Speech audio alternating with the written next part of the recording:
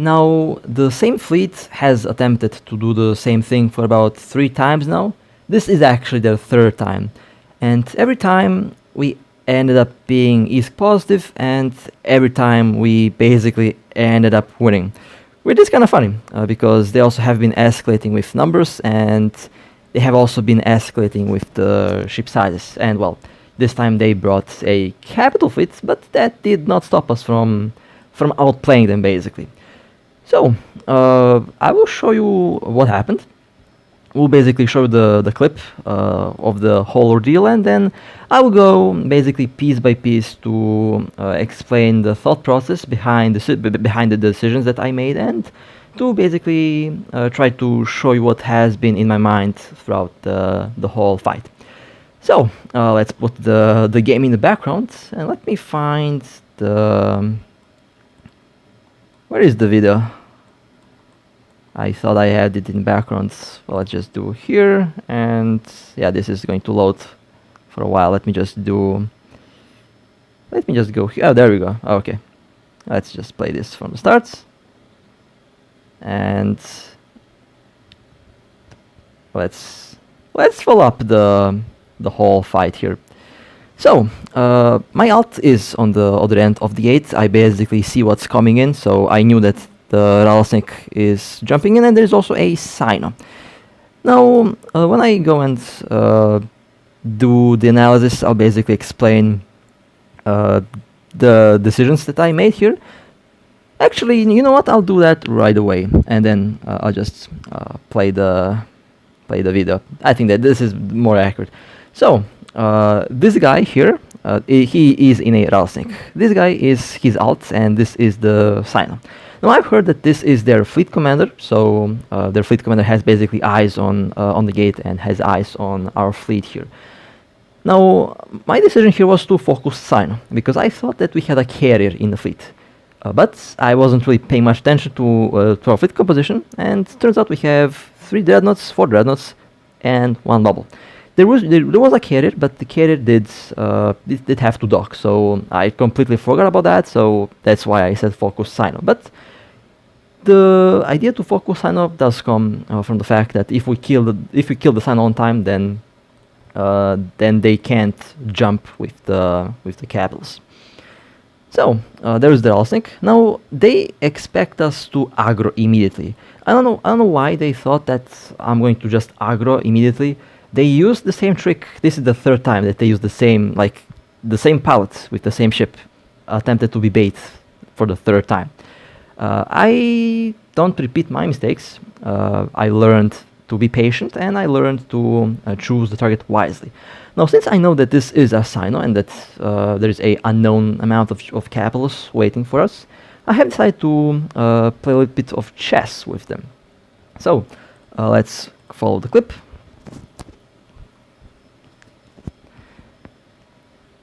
Now, no one is currently shooting at rattlesnake. I'm the fleet commander here. I'm basically operating the fleet, and I'm waiting for the Sino to appear.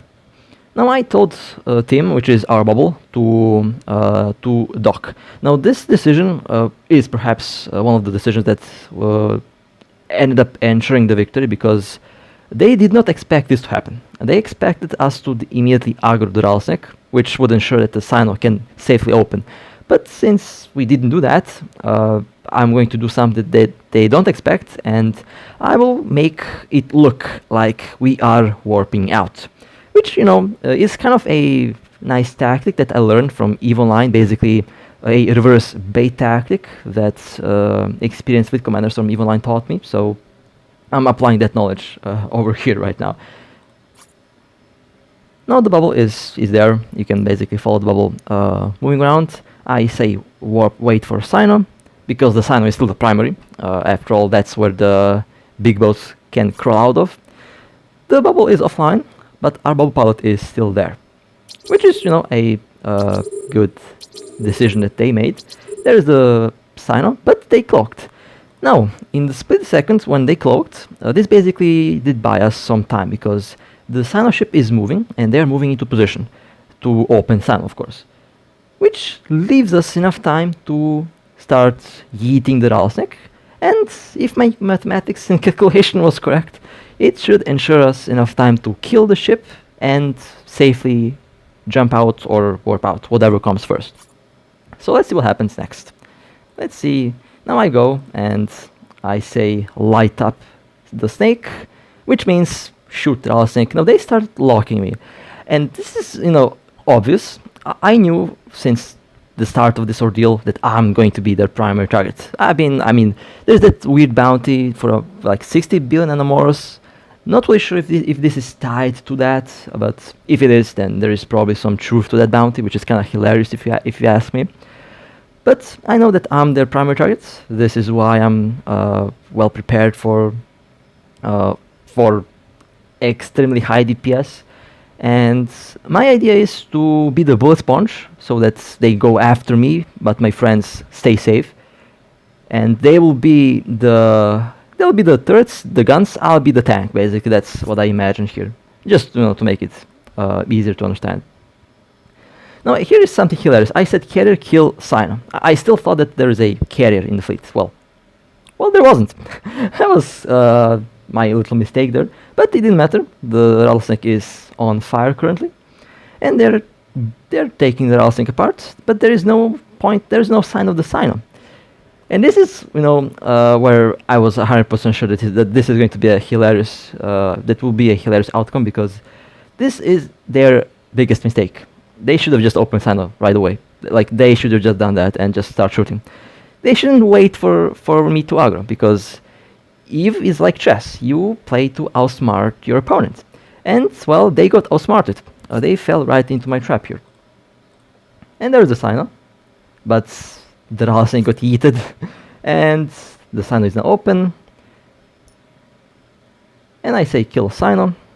There goes There's the Hotdrop, a bunch of big juicy capitals popping out.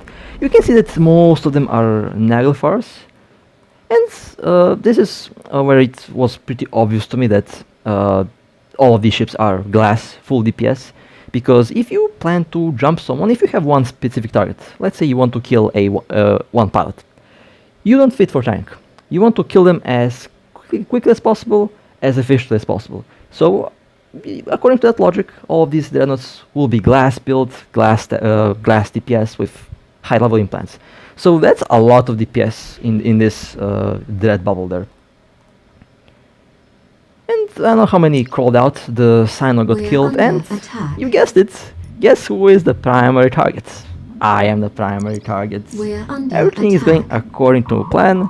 Everything is going smoothly, just as I imagined it. And of course, I'm taking damage. Now, I did some math there. 15, 16 Naglfars, and they all have about 60,000 DPS, because the genius actually leaked the DPS of their ship. That's about 900,000 to 1 million DPS. That's what I'm currently taking here. That's the amount of DPS from all of these ships impacting the revelation. And it did quite well. I don't know if my ship was rated for that DPS, but my job was done. They wasted the barrage implant, and they wasted the gyro stabilizer on my ship, which means that my job here is done. I was the bullet sponge. We killed the Sino, we killed the rattlesnake. I ensured the safety of our fleet, because now they can't break any of our Dreadnoughts. And this is what I call a tactical victory, or a flawless victory. I would say a flawless victory, because everything basically went according to plan, which I honestly did not expect to happen. I expected something to go wrong, but surprisingly it actually didn't. And I'm very glad that I was the fleet commander here, because we didn't have anyone else available at the time. And I'm also very glad that the idea worked flawlessly. So that's basically what happened. There. Now, on screen here, I think I'll add the Discord chat that I have seen. It was kind of funny, because there was a lot of salt after this happened. They weren't happy about the fail. Let's say that they were not happy about the fail. So, the genius actually said that next time they'll bring motherships. Now, correct me if I'm wrong, but shouldn't you be revealing the secrets of your next attack to your targets? I don't know, just logical thinking. Like, they said, well, I don't know, I think it's their fleet commander, I don't know who actually did it, but they said that next time they'll bring motherships, super carriers, and next time they will one-shot me. Well, I don't think that's gonna happen, because they can't one-shot me that easily. And it's not like I'm not going to counter what they're planning. I'll make the revelation even tankier. So, yeah, it was a big mistake that they actually revealed their next plan. Now, what was the cause of their failure? Well, if we go back to the video, I think the main cause of their failure happened around this point where the bubble went offline. They didn't expect that we will open fire, but killing the targets was our goal all along.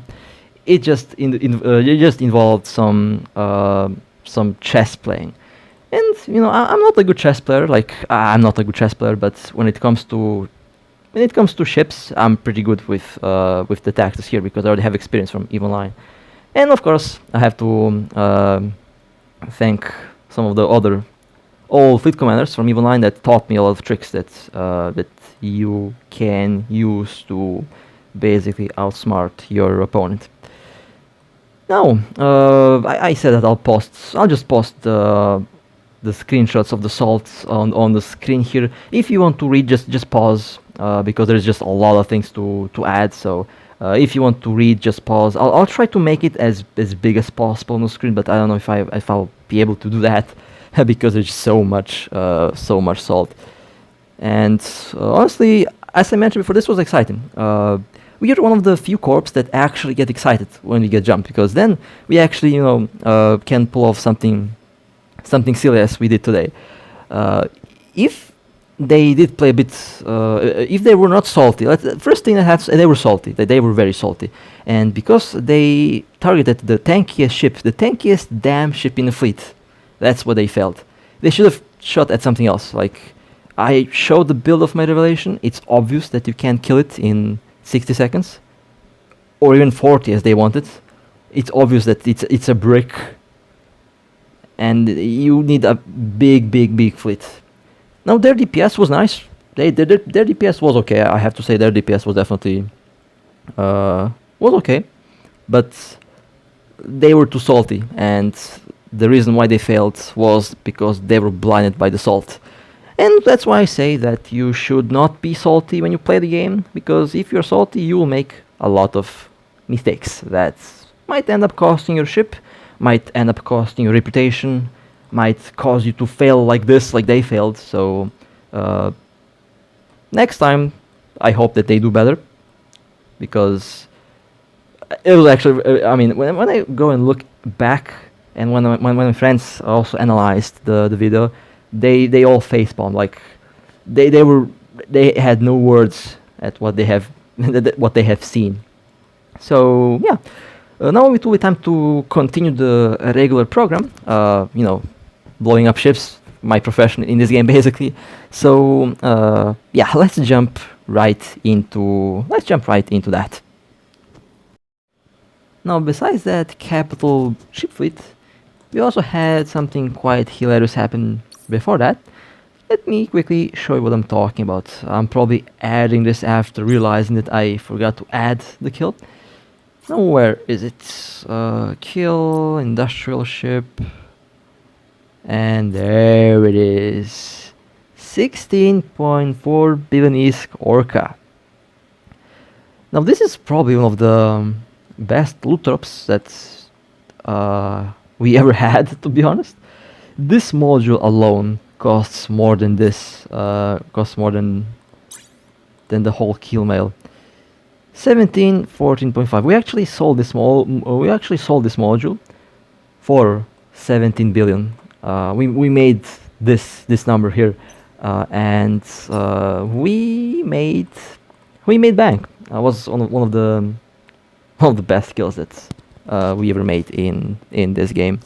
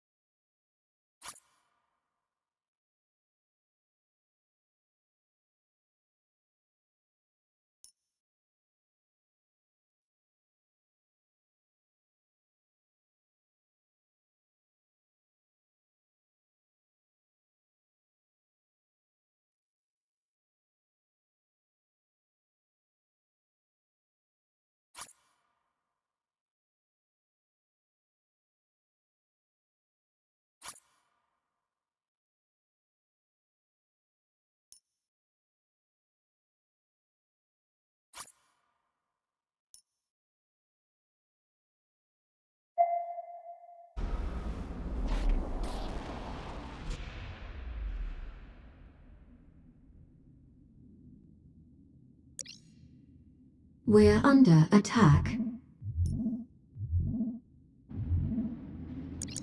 We're under attack.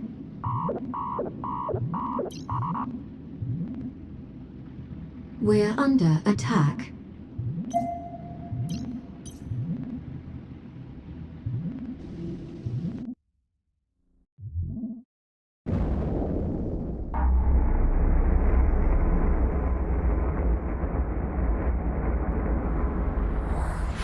Warning, capacitor running low.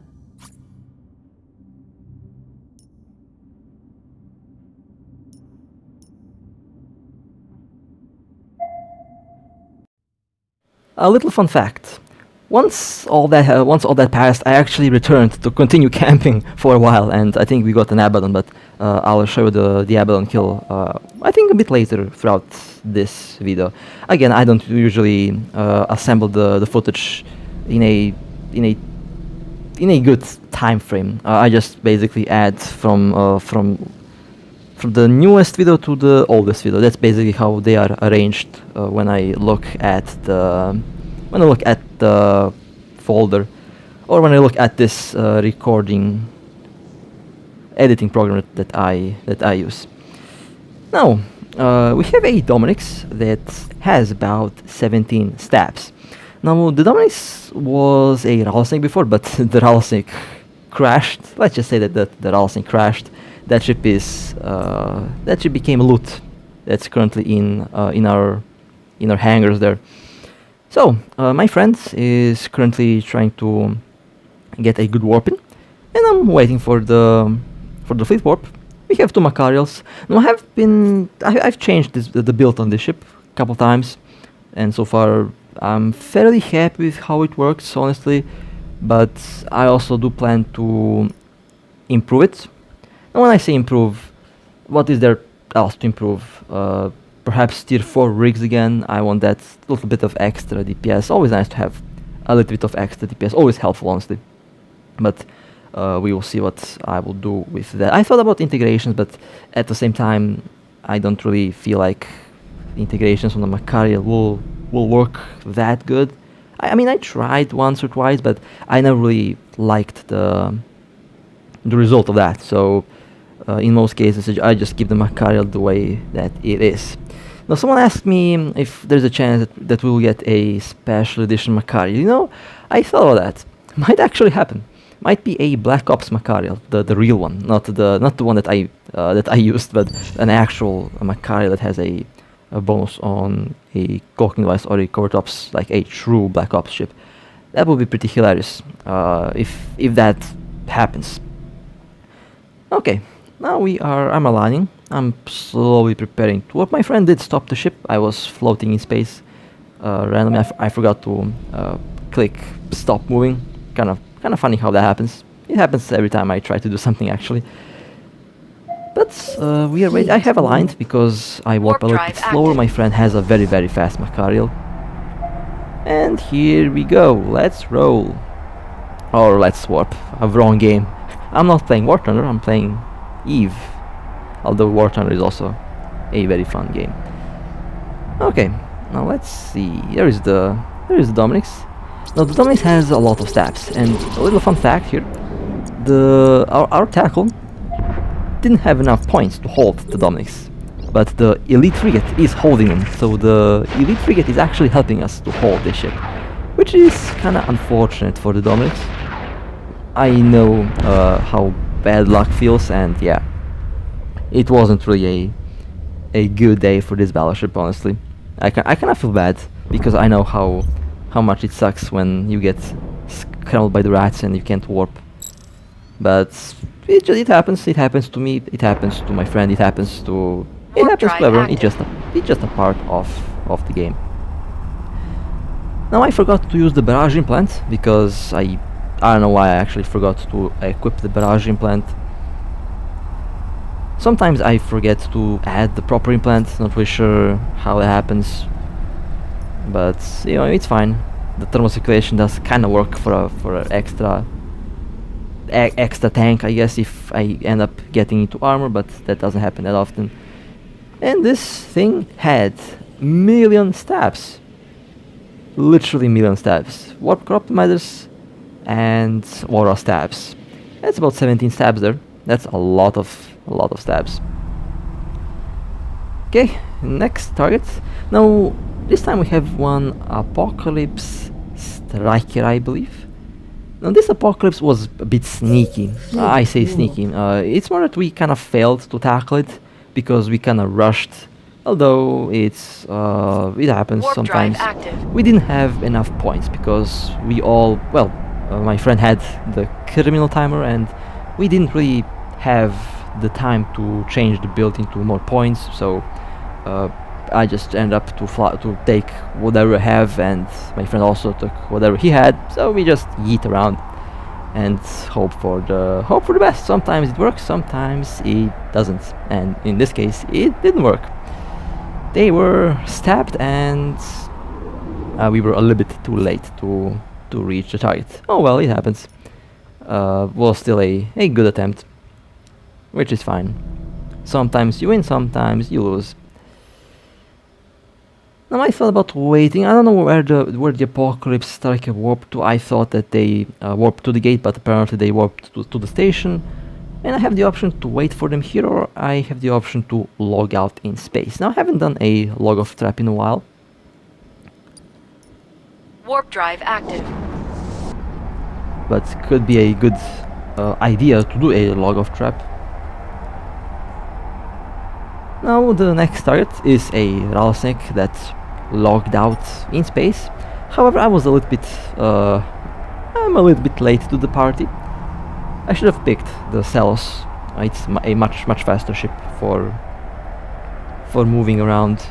Although it's fine, I'll get to look at the fireworks. The rattlesnake is in low hull, and the rattlesnake is, yeah, they are destroyed.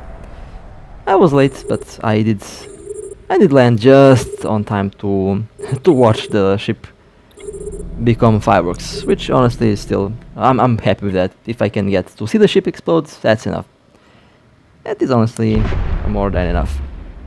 And the wreck is looted, which means I can return and I can dock.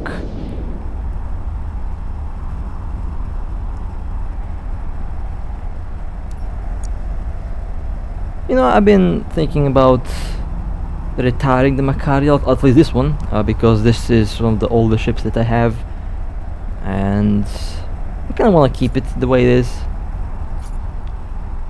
Those of you who were in the corp with me when this Macarial was built I still fly the ship that you built. I still fly the same Akara. Docking This is the request same accepted. ship from 3 years ago. This ship has been through a lot, been basically flying through the whole game, so kind of a important ship for me.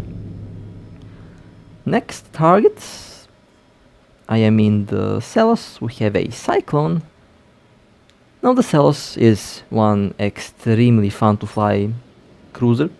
It's basically a cloaky Cinnabon. I already explained that a couple times, but there is something oddly satisfying about this ship. I can't really pinpoint what exactly it is, but it is really fun to fly it. There is that special Warp feel drive to it, I active. guess, which makes it unique. I think it's the battle mode. The battle mode on this thing is surprisingly very good. It's like a mini barraging plant on top of the barraging plant. And speaking of the barraging plant, I forgot to equip the barraging plant, and that is typical me. I already have the thermal situation, so let's just roll with that for now. Scrambled, webbed. It does fly the same way as the Cinnabon, just with a clocking device, but at the same time you can also ditch the clocking device and use it like the Cinnabon. You will get a bit more extra DPS out of this ship. You can get about 5,000 Warp drive DPS with active. this thing, with decent skills and with the barraging plant, which honestly is really good. But the clocking device gives you safety, and the clocking device is also highly important, so it has a bonus on it, so might as well use it. And this icon was also stabbed. There's also a one aura stab there, and one stab in the engineering rigs, which honestly, at this moment, I'm quite used to it. Next target, I am also in the Celos. I think from all the faction cruisers that I'll fly, I think I will fly the Warp Celos, drive and I active. might end up selling the other three because I just like this ship. It does feel like the Cinnabon. I already have skills for it. Might as well end up using it. Not entirely decided yet. The prices should theoretically skyrocket very soon after all the boxes are going away. Next target, we have a Harby. Approaching. Scrambled, webbed, barrage engaged, and there we go. There goes the Harby. This thing is a very good hunter, very good ship for hunting in Warp drive nullsec, active. which is one of the things that I like to do. So it does suit the purpose really well. I might keep the Fiend for nullsec if I decide to bubble some random gates with the Fiend. Can be a very good PvP ship, especially because it has a bubble and stabs don't work in a bubble. But we will see what I will do with that as time goes on. And of course, this one was cursed. Not really sure what's up with the cursed builds lately. Again, I see a spike of cursed builds, but Warp you drive know, active. at this moment, it can't be helped. It just, you know what happens. It just how it goes. Now, we are going to the next target. No, I messed up my warp point. I warped to the wrong location. That was my bad. And now I'll warp to the right location. Warp drive active. The Dominic's pilots returned. Now I don't know the range, basically warping in blindly. But you know, perhaps it's at 100, perhaps it is closer, who knows. I'll just try to see what I can do, and if I can get a couple hits in the Dominic's, that would be enough. And yeah, I messed up the warping. Warped at 100, but the Dominic's got destroyed, so it's all good in the end. What matters is that the target is destroyed. If I miss the target, that's fine. As you can see, sometimes we do get lucky, sometimes we don't. And I mean, in my case, sometimes I get lucky, sometimes I don't. In most cases, I don't get lucky, because that's just how it goes. Although I can't really talk much about luck because we did kill that 17 billion ISK Orca that I forgot to show. I think I'll just add the Orca kill at the start of the video or something like that, because I think it's I think it's pretty hilarious to see that kill. Now I just killed that frigate, just in case my friend had issues with the scrubbers, and now we should be good. Yeah, there's no more points on the field, which means that we can safely warp out. Again, very successful. We actually, well, I think if I had the Orca kill at the start of the video, then you probably have seen the beaver module and how much ISK we made. We made 17 billion in 10 minutes.